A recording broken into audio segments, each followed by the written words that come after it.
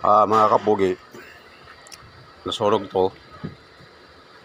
Pag ina-adjust, tapos sunog. Ngayon, bubuksan natin, binuksan ko ito kung anong dahilan ng bakit lagi siya nasusunog. Buo naman dito, di naman siya nasusunog yung dito. Dito lang nasusunog.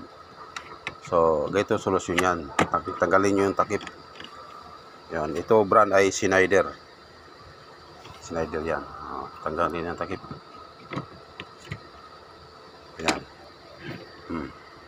Diyan mo makikita ngayon kung bakit sunog ng sunog yung ano mo. Yan o, sunog na yun. Yung ano. Tapos yung itim na yung ano, yung wire dyan, yung cable trip dyan. So, yung bakit nag-trip ang breaker, yun yung titigas para hilahin yung breaker para mag-trip. Yan yung kabling maliit sa ilalim. Yun ang titigas. Pag nag-overload o aron mag-init para i-trip niya. Ayan, yan ang kable na yan. Sunog na rin. Iba yung kulay sa kabila, oh. Pula pa ang kulay sa kabila. Ito wala na, itim na. Yan ang loob ng breaker, mga kapugi.